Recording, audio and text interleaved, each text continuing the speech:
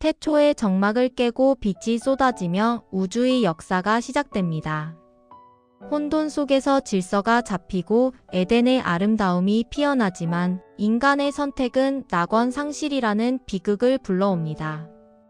형제가 형제를 미워하고 욕망이 세상을 뒤덮어 결국 거대한 홍수가 모든 것을 씻어내기까지 창조의 신비와 인간의 타락 그리고 다시 시작되는 구원의 약속이 파노라마처럼 펼쳐집니다.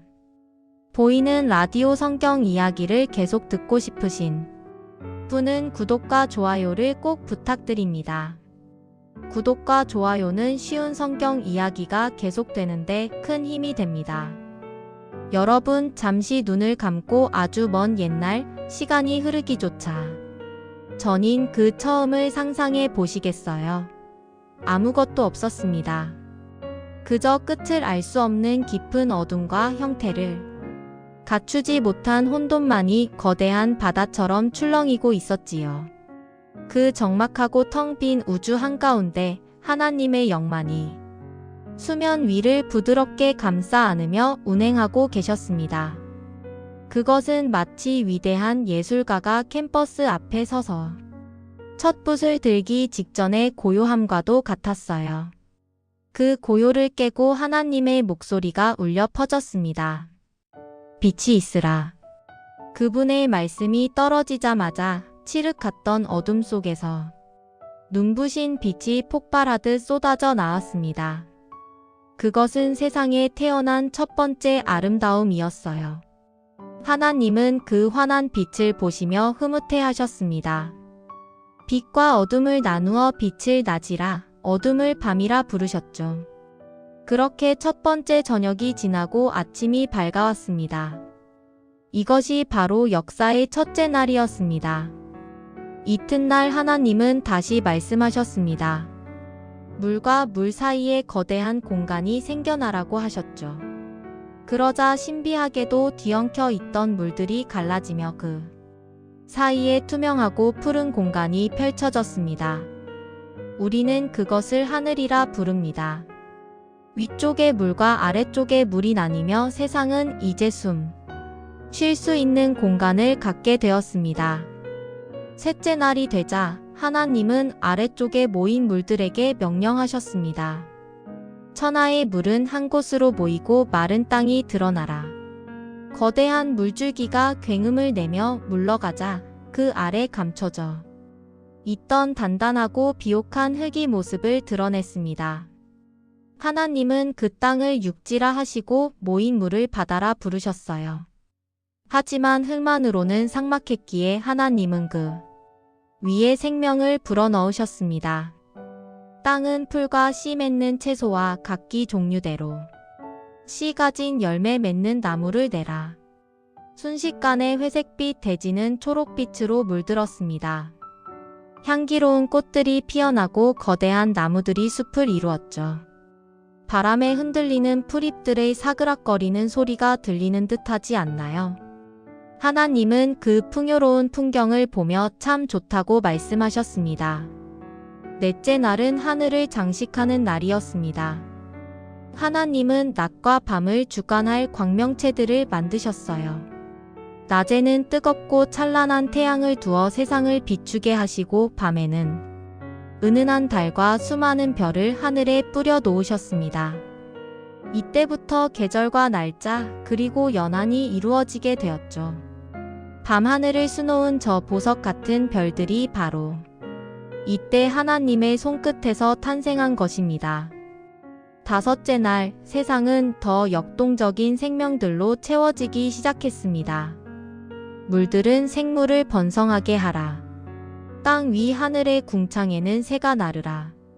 그러자 고요하던 바다 속에서 거대한 고래부터 아주 작은 물고기까지 온갖 생명체들이 헤엄치기 시작했습니다. 하늘에서는 형형색색의 깃털을 가진 새들이 날개짓하며 아름다운 노래를 불렀죠. 정적인 풍경의 움직임과 소리가 더해지니 세상은 한층 더 활기차고 생명력이 넘쳤습니다. 하나님은 그들에게 생육하고 번성하여 세상에 충만하라는 축복을 내려주셨습니다. 그리고 드디어 6째 날이 밝았습니다. 하나님은 땅에게 명령하여 가축과 기는 것, 그리고 들짐승을 종류대로 내게 하셨습니다. 사자가 초원을 달리고 코끼리가 육중한 발걸음을 옮기며 작은 토끼가 풀숲을 뛰어다니는 평화로운 모습이 그려지시나요? 하지만 하나님이 창조는 여기서 끝이 아니었습니다. 가장 중요한 하이라이트가 남아 있었죠. 하나님은 삼위일체의 신비를 담아 말씀하셨습니다. 우리의 형상을 따라 우리의 모양대로 우리가 사람을 만들자. 하나님은 흙을 빚어 당신을 닮은 존재, 사람을 창조하셨습니다. 그리고 그들에게 바다의 물고기와 하늘의 새와 땅에 사는 모든 생물을 다스릴 수 있는 권한을 주셨어요. 하나님은 남자와 여자를 창조하시고 그들에게 복을 주시며 말씀하셨습니다. 생육하고 번성하여 땅에 충만하라. 땅을 정복하라. 모든 생물을 다스리라. 그리고 사람에게는 온 지면에 씨 맺는 채소와 열매 맺는 나무를 먹거리로 주셨습니다. 하나님이 지으신 모든 것을 바라보시니 그 모습이 더할 나위 없이 완벽하고 아름다웠습니다. 보시기에 심히 좋았더라. 이 감탄사는 창조의 완성을 알리는 기쁨의 외침이었죠. 모든 창조 사역을 마치신 하나님은 7째 날 하시던 모든 일을 멈추고 안식하셨습니다. 그리고 이날을 복되게 하여 거룩하게 구별하셨습니다. 단순히 피곤해서 쉬신 것이 아니라 완성된 창조 세계의 평화와 질서를 누리며 피조물과 함께 기쁨을 나누는 시간이었던 것입니다. 이렇게 천지와 만물이 다 이루어졌고 위대한 태초의 역사는 인간과 함께 호흡하며 시작되었습니다. 천지 창조의 대장정이 끝난 후 세상은 아직 안개로 덮여 있었습니다. 비가 내리지 않아 땅은 메말라 있었고 들판에는 아직 경작할 사람이 없었기에 잡풀조차 나지 않은 상태였죠.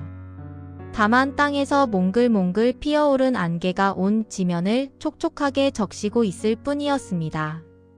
바로 그때 하나님은 지면에 흙을 한 줌 쥐셨습니다. 그 거칠고 투박한 흙가루들이 하나님의 손안에서 정교한 형상을 갖추기 시작했습니다. 머리카락 한 올 손톱 끝에 작은 굴곡, 피부의 질감까지 섬세하게 빚어지더니 마침내 사람의 모양이 완성되었습니다. 하지만 그것은 아직 움직이지 않는 인형에 불과했습니다.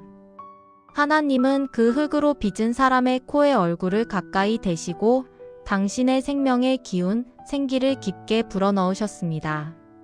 후우 마이너스 그러자 멈춰 있던 가슴이 들썩이며 심장이 뛰기 시작했습니다. 차가웠던 피부에 온기가 돌고 감겨있던 눈이 떠지며 눈동자에 총기가 서렸습니다. 흙덩어리가 살아 움직이는 생명 리빙 비잉, 바로 첫사람 아담이 된 것입니다.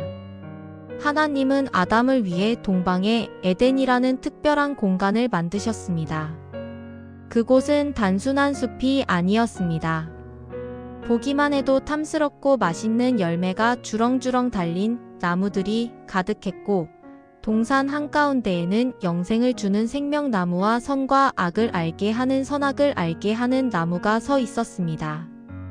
에덴에서 발원한 강물은 4갈래로 나뉘어 흘렀는데 비손, 기혼, 히데겔, 그리고 유브라데라는 이름의 강들이 온 땅을 비옥하게 적셨습니다. 그곳에는 순금과 베델리엄, 호마노 같은 보석들이 강가에 반짝이는 그야말로 지상 낙원이었습니다. 하나님은 아담을 이 풍요로운 에덴 동산에 두시며 말씀하셨습니다. 이곳을 경작하고 지키라. 그리고 아주 중요한 단 하나의 규칙을 일러주셨습니다. 동산 각종 나무의 열매는 네가 마음대로 먹어도 좋다. 하지만 선악을 알게 하는 나무의 열매는 먹지 말라. 네가 먹는 날에는 반드시 죽으리라. 그것은 창조주와 피조물 사이의 질서를 위한 최소한의 약속이자 인간에게 주어진 자유의지의 시험대였습니다. 아담은 에덴에서 평화로운 나날을 보냈습니다. 하나님은 흙으로 지으신 각종 들짐승과 공중의 새들을 아담에게 데려오셨습니다. 아담은 그들의 특징을 살피며 하나하나 이름을 지어주었죠. 너는 사자, 너는 독수리, 너는 양. 아담이 부르는 것이 곧 그 생물의 이름이 되었습니다.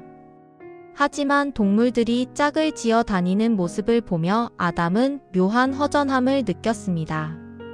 그 넓은 동산에 자신과 마음을 나눌 존재, 자신과 같은 모습을 한돕는 배필이 없었기 때문입니다. 하나님은 아담의 외로움을 아셨습니다. 사람이 혼자 사는 것이 좋지 아니하니 내가 그를 위하여 돕는 배필을 지으리라. 하나님은 아담을 깊은 잠에 빠지게 하셨습니다.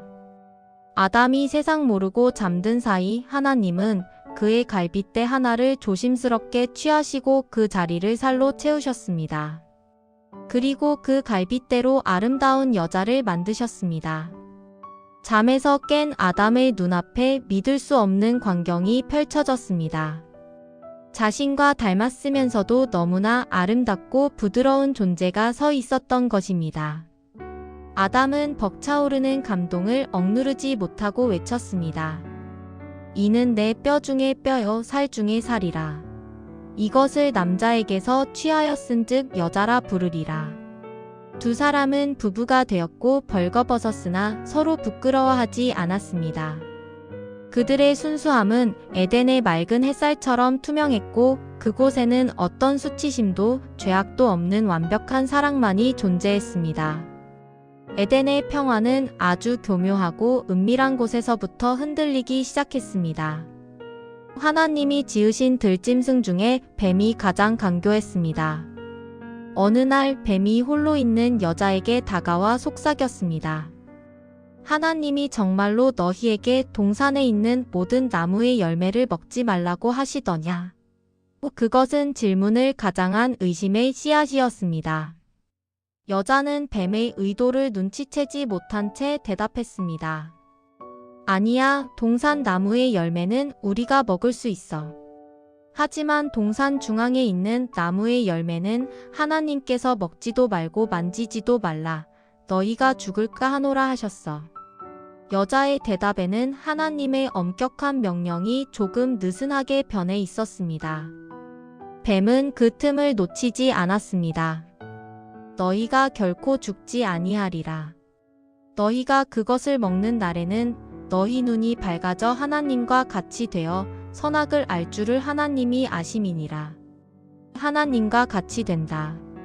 그 달콤한 말이 여자의 마음을 뒤흔들었습니다. 여자가 다시 그 나무를 쳐다보았습니다. 이전에는 금기의 대상이었던 열매가 이제는 먹음직스럽고 육체의 정욕, 보암직하며 안목의 정욕, 지혜롭게 할 만큼 탐스럽게 희생의 자랑 보였습니다. 여자는 떨리는 손을 뻗어 열매를 따서 한 입 베어 물었습니다. 그리고 곁에 있던 남편 아담에게도 건네주었고 아담 역시 아무런 제지 없이 그것을 받아먹었습니다.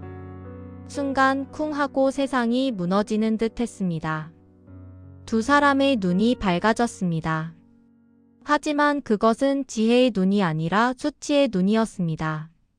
자신들이 벌거벗고 있다는 사실이 견딜 수 없이 부끄러워진 그들은 서둘러 무화과나무 잎을 엮어 치마를 만들어 몸을 가렸습니다. 그때 서늘한 바람이 부는 저녁 무렵 동산을 거니시는 하나님의 발자국 소리가 들려왔습니다. 예전 같으면 기쁘게 달려나가 맞이했을 소리였지만 이제는 공포의 소리였습니다. 아담과 그 아내는 나무 사이에 몸을 숨겼습니다. 아담아, 네가 어디 있느냐? 하나님의 애타는 부르심에 아담은 떨리는 목소리로 대답했습니다. 제가 동산에서 하나님의 소리를 듣고 벗었으므로 두려워하여 숨었나이다. 누가 너의 벗었음을 내게 알렸느냐? 내가 네게 먹지 말라 명한 그 나무 열매를 네가 먹었느냐? 아담은 변명하기 급급했습니다.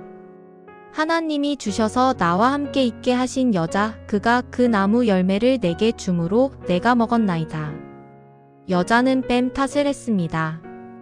뱀이 나를 꿰물어 내가 먹었나이다. 책임 전가는 죄의 본성이었습니다. 하나님은 슬픈 표정으로 심판을 내리셨습니다. 뱀은 평생 배로 기어다니며 흙을 먹는 저주를 받았고 여자와 원수가 되었습니다. 여자에게는 임신의 고통을 크게 더하고 남편의 다스림을 받게 하셨으며 아담에게는 땅이 저주를 받아 가시덤불과 엉겅퀴를 낼 것이니 평생 땀을 흘려야 먹을 것을 얻으리라고 하셨습니다. 너는 흙이니 흙으로 돌아갈 것이니라. 이것이 인간에게 내려진 육체적 죽음의 선고였습니다. 하지만 자비로우신 하나님은 여전히 그들을 사랑하셨습니다. 무화과 잎으로 만든 옷은 금방 말라 부서질 것을 아시고 동물을 희생시켜 가죽옷을 지어 입히셨습니다. 이것은 장차 인류의 죄를 덮어줄 또 다른 희생을 예표하는 것이었습니다. 이제 인간은 에덴에 머물 수 없게 되었습니다. 죄를 지은 상태로 생명나무 열매까지 따먹고 영생할까 하여 하나님은 그들을 에덴 동산 밖으로 내보내셨습니다. 그리고 동산 동쪽에 그룹 천사들과 사방으로 도는 불 칼을 두어 생명나무로 가는 길을 지키게 하셨습니다. 낙원 밖에 거친 땅에 첫 발을 내딛는 아담과 하와의 뒷모습은 쓸쓸했지만 그들의 가죽옷은 든든하게 그들을 감싸고 있었습니다. 인류의 험난하지만 은혜로운 역사가 비로소 시작된 것입니다. 에덴에서 쫓겨난 아담과 하와는 거친 땅을 일구며 살아야 했습니다. 땀 흘려 노동하지 않으면 땅은 가시덤불을 내놓았기에 그들의 하루는 고단했습니다. 하지만 그 고단함 속에서도 희망의 싹이 텄습니다. 하와가 처사들을 낳은 것입니다. 내가 여호와로 말미암아 득남하였다. 그녀는 기쁨에 차서 아이의 이름을 가인이라 지었습니다. 얻다라는 뜻이었죠. 얼마 후 둘째 아들 아벨도 태어났습니다. 부모의 사랑 속에서 무럭무럭 자란 두 형제는 각자의 적성에 맞는 일을 찾았습니다. 가인은 아버지를 도와 땅을 가는 농부가 되었고 아벨은 순한 양 떼를 돌보는 목자가 되었습니다. 세월이 흘러 수확의 계절이 되었습니다. 두 형제는 하나님께 감사의 제사를 드리기로 했습니다. 가인은 자신이 땀 흘려 거둔 땅의 소산물, 곡식과 열매를 제물로 삼았습니다. 반면 아벨은 양떼 중에서도 가장 좋은 첫 새끼와 그 기름을 정성껏 준비했습니다. 제단에 불이 붙었습니다. 그런데 기이한 일이 벌어졌습니다. 하나님께서 아벨과 그의 제물은 기쁘게 받으셨으나 가인과 그의 제물은 받지 않으신 것입니다. 단순히 제물의 종류 때문이 아니었습니다. 아벨은 믿음으로 최선의 것을 드렸으나 가인의 마음에는 형식만이 있었기 때문입니다. 가인의 얼굴이 불그락푸르락해졌습니다. 질투와 분노가 그의 안색을 변하게 만들었죠. 하나님은 가인의 마음속에 도살인 위험을 감지하시고 경고하셨습니다. 네가 분하여 함은 어찌 됨이며 안색이 변함은 어찌 됨이냐. 네가 선을 행하면 어찌 낯을 들지 못하겠느냐. 죄가 문에 엎드려 있느니라. 죄가 너를 원하나 너는 죄를 다스릴지니라. 그것은 사랑 어린 경고였습니다. 마음의 문을 열고 죄가 튀어나오지 못하게 꾹 눌러 담으라는 신호였지요. 하지만 가인은 그 경고를 무시했습니다. 질투는 이성을 마비시켰습니다. 어느 날 가인이 아벨에게 말했습니다. 들로 나가자. 아무것도 모르는 아벨은 형을 따라 나섰습니다. 인적 없는 들판에 이르자 가인은 돌변했습니다.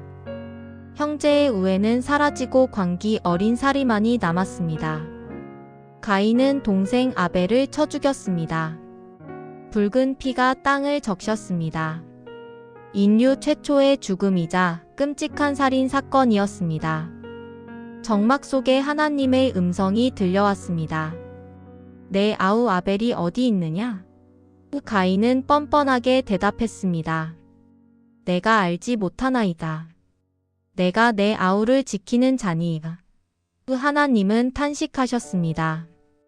네가 무엇을 하였느냐? 내 아우의 핏소리가 땅에서부터 내게 호소하느니라. 땅이 입을 벌려 아우의 피를 받았으므로 가인은 이제 땅에서 저주를 받게 되었습니다. 밭을 갈아도 땅은 더 이상 효력을 주지 않을 것이며 그는 땅에서 피하며 떠도는 방랑자가 되어야 했습니다. 그제야 가인은 두려움에 떨었습니다. 내 죄벌이 지기가 너무 무겁나이다. 나를 만나는 자마다 나를 죽일 것입니다. 비록 살인자였지만 하나님은 그에게도 자비를 베푸셨습니다. 가인에게 특별한 표를 주어 누구도 그를 해치지 못하게 하신 것입니다. 가인은 여호와 앞을 떠나 에덴 동쪽 노 땅에 거주했습니다.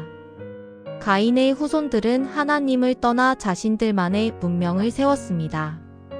성을 쌓고 가축을 치고 악기를 만들고 구리와 쇠로 날카로운 기계를 만들었습니다. 그들의 문명은 화려했지만 그 속에는 폭력이 가득했습니다. 가인의 후손 라멕은 자신의 상처 때문에 사람을 죽이고 그것을 노래로 부를 정도였으니까요. 한편 자식을 잃은 아담과 하와에게 하나님은 큰 위로를 주셨습니다. 아벨 대신 다른 씨 셋을 주신 것입니다. 셋도 아들을 낳고 이름을 에노스라 하였습니다. 비로소 그때부터 사람들은 다시 여호와의 이름을 부르며 예배하기 시작했습니다. 죄악이 깊어가는 세상 한편에서 거룩한 믿음의 계보가 조용히 흐르고 있었습니다. 이것은 아담의 계보를 적은 책입니다. 하나님이 사람을 창조하실 때 하나님의 모양대로 지으시되 남자와 여자를 창조하셨고 그들이 창조되던 날에 하나님이 그들에게 복을 주시고 그들의 이름을 사람이라 일컬으셨습니다. 에덴에서의 추방 이후 수백 년의 시간이 강물처럼 흘렀습니다. 아담은 130세에 자기의 모양, 곧 자기의 형상과 같은 아들 셋을 낳았습니다. 하나님의 형상을 닮은 아담이 다시 자신을 닮은 아들을 낳음으로 그 형상은 대를 이어 전해졌습니다. 아담은 셋을 낳은 후에도 800년을 더 살며 자녀들을 낳았고 930세가 되어 흙으로 돌아갔습니다. 너는 흙이니 흙으로 돌아갈 것이니라 하신 말씀이 육신에 이루어진 것입니다. 하지만 죽음이 끝은 아니었습니다. 생명은 끈질기게 이어졌습니다. 셋은 105세에 에노스를 낳았고 에노스는 90세에 게난을 낳았습니다. 게난은 마할랄렐을, 마할랄렐은 야렛을. 족보에 적힌 이름들은 단순한 글자가 아니었습니다. 그들은 한 시대를 살다 간 아버지였고 누군가의 아들이었으며 하나님을 경외하는 가장들이었습니다. 당시 사람들은 900년 가까이 장수했습니다. 그 긴 세월 동안 그들은 창조의 이야기와 에덴의 추억, 그리고 하나님의 약속을 자손들에게 구전으로 전해주었을 것입니다. 이 반복되는 낳고 살며 죽었더라는 리듬 속에 아주 특별한 인물이 등장합니다. 바로 야렛의 아들 에녹입니다. 에녹은 65세에 무두셀라를 낳았습니다. 그리고 무두셀라를 낳은 후 300년 동안 하나님과 동행했습니다. 하나님과 동행한다는 것은 무엇일까요? 그것은 매 순간 하나님을 의식하고 그분과 대화하며 그분의 뜻에 발맞추어 걷는 친밀한 삶이었습니다. 세상은 점점 가인의 후예들이 만들어낸 폭력과 욕망으로 물들어갔지만 에녹만은 달랐습니다. 그는 진흙탕 속에 피어난 연꽃처럼 거룩함을 지켰습니다. 어느 날 사람들은 에녹을 찾을 수 없었습니다. 그가 죽어서 사라진 것이 아니었습니다. 하나님이 그를 너무나 사랑하사 죽음을 보지 않고 산채로 그를 데려가신 것입니다. 그는 365세를 세상에서 살았지만 그의 마지막은 이 땅의 무덤이 아니라 하나님의 품이었습니다. 이것은 죽음이 지배하는 역사 속에서 영원한 생명의 가능성을 보여준 놀라운 사건이었습니다. 에녹의 아들 무두셀라는 성경 역사상 가장 장수한 인물로 무려 969세를 살았습니다. 그의 이름에는 그가 죽으면 심판이 온다라는 의미가 담겨 있었다고 합니다. 하나님은 무두셀라를 그토록 오래 살게 하심으로 세상에 대한 심판을 최대한 미루시고 기다려주신 것일지도 모릅니다. 무두셀라는 라멕을 낳았고 라멕은 182세에 아들을 낳았습니다. 라멕은 그 아들의 이름을 노아라 지으며 예언적인 말을 남겼습니다. 여호와께서 땅을 저주하심으로 수고롭게 일하는 우리를 이 아들이 아니하리라. 노아는 안식 혹은 위로라는 뜻입니다. 죄악이 관영하여 사람들의 마음이 강팍해지고 삶이 고달파진 그 시대에 라멕은 아들을 통해 하나님이 주실 쉼과 구원을 기대했던 것입니다. 노아는 500세가 된 후에 셈과 함과 야벳을 낳았습니다. 아담에서부터 시작된 10대의 긴 세월 동안 인류는 번성했지만 그만큼 타락의 그림자도 짙게 드리워졌습니다. 이제 곧 들이닥칠 거대한 물 심판 앞에서 노아의 가문은 인류의 마지막 희망으로 등불처럼 서 있었습니다. 역사의 거대한 변곡점이 다가오고 있었던 것입니다. 사람들이 땅 위에 하나둘 늘어나면서 세상은 북적거리는 곳이 되었습니다. 하지만 그 번성은 축복이 아니라 재앙에 가까웠습니다. 하나님의 아들들이 사람의 딸들의 외적인 아름다움에만 취해 자기 욕심대로 아내를 삼았고 그 사이에서 태어난 자들은 네피림이라 불리는 거인 용사들이었습니다. 그들은 힘이 셌지만 그 힘은 약자를 보호하는 데 쓰이지 않고 폭력과 억압의 도구가 되었습니다. 하나님께서 하늘에서 세상을 내려다 보셨습니다. 그런데 보이는 것이라고는 온통 죄악뿐이었습니다. 사람들의 마음속 생각과 계획은 언제나 악할 뿐이었습니다. 사랑과 배려 대신 미움과 살인이, 겸손 대신 교만이 땅을 뒤덮고 있었죠. 하나님은 마음 깊이 탄식하셨습니다. 내가 땅 위에 사람 지었음을 한탄하노라. 그분의 마음에는 말할 수 없는 근심과 슬픔이 가득 찼습니다. 창조 때 보시기에 심히 좋았더라 하시며 기뻐하시던 그분의 눈에 이제는 눈물이 고였습니다. 결국 하나님은 결단하셨습니다. 내가 창조한 사람을 지면에서 쓸어버리되 사람으로부터 가축과 기는 것과 공중의 새까지 그리하리라. 하지만 그 절망적인 어둠 속에서도 단 하나의 작은 불빛이 반짝이고 있었습니다. 바로 노아였습니다. 노아는 여호와께 은혜를 입은 자였습니다. 그는 당대의 완전한 자라 칭함을 받았고 에녹처럼 하나님과 동행하는 삶을 살았습니다.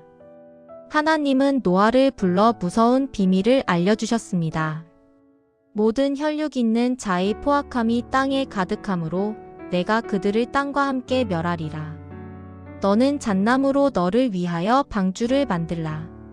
하나님은 노아에게 아주 구체적인 설계도를 주셨습니다. 방주 안에 칸들을 막고 역청방수 타르를 그 안팎에 칠하라. 길이는 300규빗 약 135m, 너비는 50규빗 약 22m, 높이는 30규빗 약 13m으로 하라. 그것은 당시 기술로는 상상조차 할 수 없는 거대한 3층짜리 직육면체 상자였습니다. 돛도 노도 키도 없는 오직 뜨기 위한 구조물이었습니다. 하나님은 계속해서 말씀하셨습니다. 내가 홍수를 땅에 일으켜 생명의 기운이 있는 모든 육체를 천하에서 멸절하리니 땅에 있는 것들이 다 죽으리라. 그러나 너와는 내가 내 언약을 세우리니 너는 내 아들들과 내 아내와 내 며느리들과 함께 그 방주로 들어가고 혈육 있는 모든 생물을 암수 한 쌍씩 방주로 이끌어들여 생명을 보존하게 하라. 노아에게 이 명령은 청천벽력과도 같았을 것입니다. 비 한 방울 내리지 않는 맑은 날에 바다도 아닌 산 중턱에서 거대한 배를 만들라니요. 사람들은 노아를 미친 사람 취급했을지도 모릅니다. 이봐 노아, 대체 여기서 뭘 하는 건가? 배를 산으로 끌고 갈 셈인가? 조롱 섞인 비웃음이 들려왔지만 노아는 대꾸하지 않았습니다. 그는 묵묵히 잣나무를 베고 톱질을 하고 역청을 끓여 발랐습니다. 노아는 120년 가까운 시간 동안 인내하며 방주를 지었습니다. 그가 흘린 땀방울 하나하나는 하나님을 향한 믿음의 고백이었습니다. 성경은 이 장면을 아주 짧고 강력하게 묘사합니다.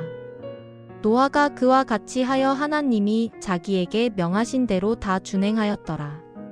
아무런 토를 달지 않는 순종, 이것이 노아가 구원받을 수 있었던 이유였습니다. 거대한 방주의 뼈대가 완성되어 갈수록 세상의 마지막 시간도 점점 다가오고 있었습니다. 방주가 완성되었습니다. 거대한 나무 상자가 웅장한 자태를 드러냈을 때 하나님께서 다시 말씀하셨습니다. 너와 내 온 집은 방주로 들어가라. 이 세대에서 네가 내 앞에 의로움을 내가 보았음이니라. 그리고 짐승들을 태우라 명하셨습니다.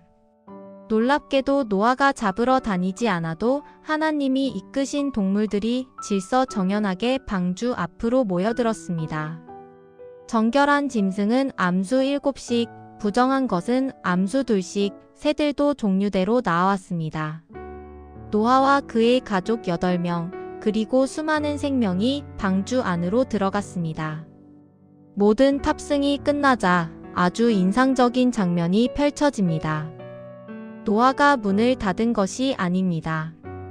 여호와께서 그를 들여보내고 문을 닫으시니라. 구원의 문은 하나님이 직접 닫으셨습니다. 그것은 완전한 보호이자 동시에 돌이킬 수 없는 심판의 시작을 알리는 소리였습니다. 쿵 하고 육중한 문이 닫히는 소리와 함께 세상과의 연결은 끊어졌습니다. 7일간의 침묵이 흘렀습니다. 그리고 노아가 600세되던 해 둘째 달 17일. 그날은 인류 역사상 가장 공포스러운 날이었습니다. 갑자기 땅이 진동하더니 큰 기품의 샘들이 터졌습니다. 지하수가 용암처럼 분수쳐 솟아오르고 바다가 육지를 향해 맹렬히 돌진했습니다. 동시에 하늘의 창문들이 열렸습니다. 단순히 비가 내리는 수준이 아니었습니다. 마치 하늘 위에 거대한 물탱크가 쏟아지는 것처럼 폭포수 같은 비가 쏟아졌습니다. 위아래에서 물이 공격해 들어왔습니다. 비는 40일 밤낮을 쉬지 않고 내렸습니다. 처음에 사람들은 높은 곳으로 피하며 설마 했을 것입니다. 하지만 물은 자비 없이 차올랐습니다. 집이 잠기고 나무 꼭대기가 잠기고 언덕이 잠겼습니다. 방주는 물이 많아짐에 따라 땅에서 떠올랐습니다. 밖에서는 살려달라는 아우성이 빗소리에 묻혀 사라져갔지만 방주 안은 안전했습니다. 물은 계속해서 불어났습니다. 천하의 높은 산들이 다 물에 잠겼습니다. 가장 높은 산봉우리보다 15규빗 약 7m이나 더 높이 물이 차올랐으니 세상은 그저 망망대해가 되었습니다. 땅 위에서 코로 숨을 쉬는 모든 것이 다 죽었습니다. 새와 가축과 들짐승과 땅에 기는 모든 것, 그리고 모든 사람이 끝을 맞이했습니다. 그 화려했던 가인의 문명도 거인 네피림의 위용도 거대한 물결 아래 수장되었습니다. 지면의 모든 생물을 쓸어버리시니 오직 노아와 그와 함께 방주에 있던 자들만 남았더라. 세상은 다시 태초의 모습으로 돌아갔습니다. 빛이 있기 전 물이 지구를 덮고 있던 그 혼돈의 상태처럼 말이죠. 차가운 물과 거센 바람, 그리고 칠흑 같은 어둠만이 세상에 가득했습니다. 그러나 그 절망적인 물 위 둥둥 떠다니는 나무 상자 안에는 생명의 씨앗이 보존되고 있었습니다. 하나님은 그들을 잊지 않으셨습니다. 방주는 정처 없이 흔들렸지만 결코 침몰하지 않았습니다. 보이지 않는 하나님의 손이 그 방주를 붙들고 계셨기 때문입니다. 물은 150일 동안이나 땅에 넘쳤습니다. 긴 기다림과 인내의 시간이 흐르고 있었습니다. 망망대해 위에 떠있는 작은 점 하나, 방주 안의 시간은 멈춘 듯 흘렀습니다. 하지만 하나님은 결코 그들을 방치하지 않으셨습니다. 성경은 감동적인 문장으로 8장을 시작합니다. 하나님이 노아와 그와 함께 방주에 있는 모든 들짐승과 가축을 기억하사. 하나님이 기억하셨다는 것은 이제 행동을 개시하신다는 뜻입니다. 하나님이 바람을 땅 위에 불게 하시자 물이 줄어들기 시작했습니다. 터졌던 깊음의 샘과 하늘의 창문이 닫히고 쏟아지던 비도 그쳤습니다. 물은 서서히 아주 천천히 물러갔습니다. 방주가 물 위를 표류한 지 150일이 지나고 7째 달 17일이 되었을 때 덜컹거리는 진동과 함께 방주가 어딘가에 걸렸습니다. 아라랏 산의 봉우리에 방주가 머문 것입니다. 그 후로도 물은 계속 빠져 10째 달 초하루에는 다른 산들의 봉우리도 보이기 시작했습니다. 노아는 신중했습니다. 40일을 더 기다린 후 창문을 열고 까마귀를 내보냈습니다. 시체를 파먹는 습성이 있는 까마귀는 물이 마를 때까지 이리저리 날아다닐 뿐 소식을 전해주지 않았습니다. 다시 노아는 비둘기를 내보냈습니다. 하지만 비둘기는 발 붙일 곳을 찾지 못하고 돌아왔습니다. 7일을 더 기다려 다시 비둘기를 내보냈습니다. 저녁 때가 되어 돌아온 비둘기의 부리에는 놀라운 것이 물려 있었습니다. 감람나무 새 잎사귀. 그 푸른 잎사귀 하나는 엄청난 희망의 메시지였습니다. 물이 빠졌고 생명이 다시 싹트고 있다는 증거였으니까요. 노아는 그 잎사귀를 받아들고 얼마나 감격했을까요? 다시 7일을 기다려 비둘기를 내보내자 이번에는 비둘기가 돌아오지 않았습니다. 이제 밖에서 살 수 있다는 뜻이었습니다. 노아가 601세 되던 해 첫째 달 초하루 방주 뚜껑을 제치고 본즉 지면에 물이 거쳤습니다. 하지만 노아는 성급히 나가지 않았습니다. 하나님이 나오라 말씀하실 때까지 기다렸습니다. 둘째 달 27일이 되어 땅이 완전히 말랐을 때 드디어 하나님의 음성이 들렸습니다. 너는 내 아내와 내 아들들과 내 며느리들과 함께 방주에서 나오고 모든 생물을 다 이끌어내라. 1년 하고도 10일 만에 밟아보는 땅이었습니다. 눅눅한 흙냄새, 따스한 햇살, 맑은 공기. 방주 문이 열리자 갇혀있던 동물들이 쏟아져 나와 뛰고 날며 기뻐했습니다. 세상은 다시 생명으로 가득 차기 시작했습니다.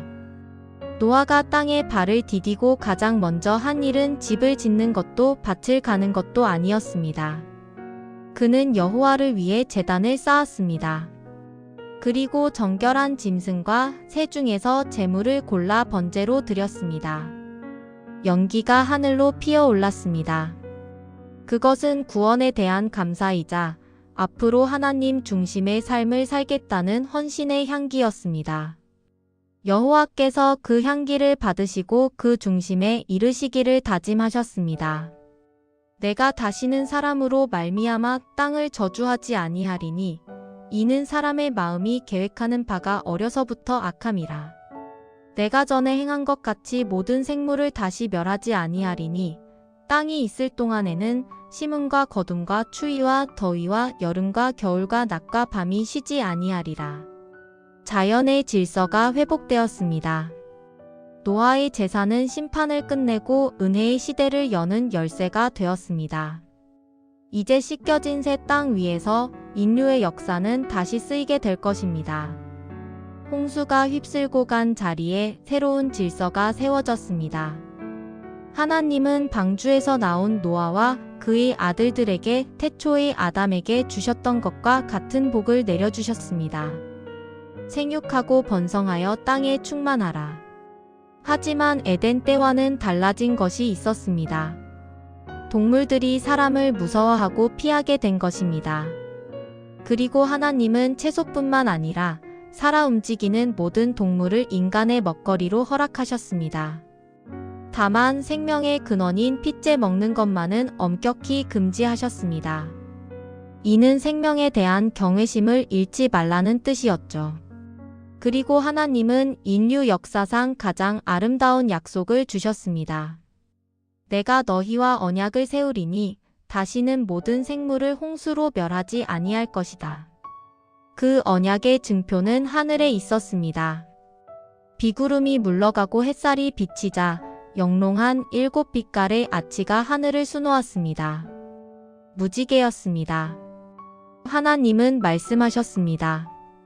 무지개가 구름 사이에 있으리니 내가 보고 나 하나님과 모든 생물 사이의 영원한 언약을 기억하리라. 지금도 우리가 비 온 뒤 무지개를 보며 평안을 느끼는 것은 바로 이때 맺어진 하나님의 약속 때문일 것입니다. 평화로운 시대가 열렸습니다.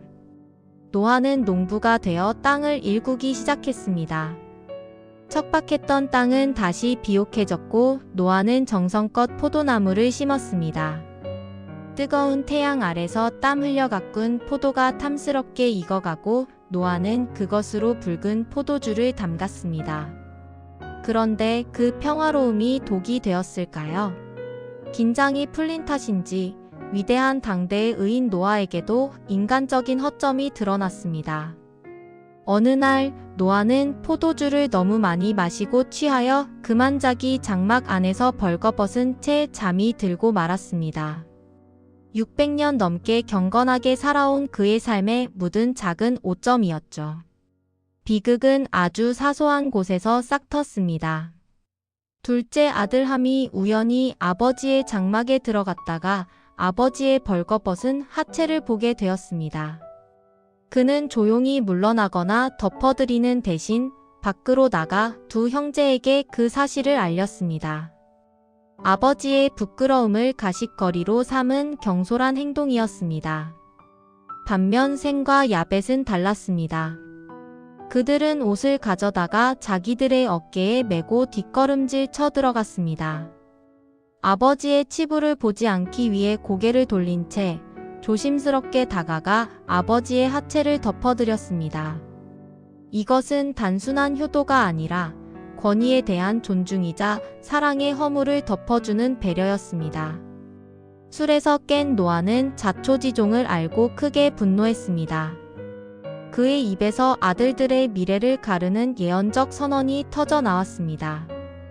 아버지의 권위를 존중하지 않은 함의 아들 가나안은 저주를 받아 형제들의 종이 될 것이라 하였고 셈의 하나님을 찬송하며 야벳은 창대하게 되어 셈의 장막에 거하게 될 것이라고 축복했습니다. 한순간의 실수가 그리고 그 실수를 대하는 태도가 자손들의 운명까지 바꾸어 놓은 것입니다. 그 후 노아는 홍수 후 350년을 더 살며 인류가 다시 번성하는 것을 지켜보다가 950세의 나이로 눈을 감았습니다. 한 시대를 구원했던 거인이 역사의 뒤안길로 사라진 것입니다. 이것은 노아의 아들들 셈과 함과 야벳의 족보이자 인류의 대이동에 관한 이야기입니다. 홍수가 끝난 후 이 세 형제로부터 수많은 갈래의 물줄기처럼 여러 민족이 뻗어 나갔습니다. 방주가 머물렀던 산에서 시작된 인류의 발걸음은 점차 동서남북으로 넓어졌습니다. 먼저 야벳의 자손들을 볼까요? 고멜, 마곡, 야완. 이들은 주로 북쪽과 서쪽으로 향했습니다. 그들은 바다를 사랑했습니다. 짐을 꾸려 해안가로 나아갔고 배를 만들어 바다 건너 섬들을 개척했습니다. 각기 언어와 종족을 따라 흩어진 그들은 훗날 유럽과 여러 이방 나라의 조상이 되었습니다. 그들의 삶은 모험과 개척의 연속이었습니다. 함의 자손들은 남쪽으로 향했습니다. 구스, 미스라임, 붓, 가나안. 그들의 이름은 훗날 이집트와 아프리카 그리고 팔레스타인 지역의 지명이 되었습니다. 함의 자손 중에 아주 특별한 인물이 등장하는데 바로 니므롯입니다. 그는 세상의 첫 용사였습니다. 니므롯은 탁월한 사냥꾼이었습니다. 여호와 같이 특이한 사냥꾼이라는 속담이 생길 정도로 용맹했죠. 그는 단순히 짐승만 잡은 것이 아니었습니다. 그는 사람들을 규합하여 시날 땅의 바벨과 에렉 같은 거대한 도시를 건설했습니다. 인류 최초의 제국과 도시 문명이 그의 손에서 시작된 것입니다. 그의 나라는 힘과 권력을 숭상하며 아수르까지 뻗어나가 니느웨라는 큰 성을 건축하기도 했습니다. 이것은 단순한 확장이 아니라 하나님 없는 인간 중심의 힘이 결집하기 시작했음을 보여주는 전조였습니다. 마지막으로 셈의 자손들이 있습니다. 셈은 에벨 온 자손의 조상이 되었습니다. 에벨이라는 이름에서 훗날 히브리인이라는 말이 유래했다고 합니다. 그들의 족보는 엘람, 아수르, 아르박사스로 이어지는데 이 줄기는 겉으로 보이는 화려한 도시나 영웅적인 무용담보다는 조용히 혈통을 이어가는 데 집중되어 있습니다. 왜냐하면 이 셈의 계보 속에서 장차 인류를 구원할 약속의 씨가 보존되어야 했기 때문입니다. 셈의 후손들은 땅을 나누고 정착하며 삶의 터전을 닦았습니다. 에벨의 아들 벨렉 때의 세상이 나뉘었다는 기록은 인류가 언어의 혼잡으로 인해 뿔뿔이 흩어지게 된 사건을 암시하기도 합니다. 이렇게 노아의 세 아들로부터 시작된 가족들은 점점 불어나 가문을 이루고 가문은 부족이 되고 부족은 민족과 나라가 되었습니다.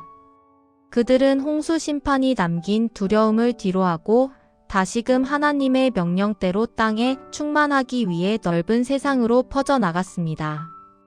어떤 이들은 섬으로, 어떤 이들은 사막으로, 어떤 이들은 비옥한 평야로 각자의 언어와 문화를 가지고 흩어졌습니다. 이로써 창세기 10장은 단순한 이름들의 나열이 아니라 황폐했던 지구가 다시 사람들의 웃음소리와 삶의 이야기로 가득 차게 된 회복의 지도가 되었습니다.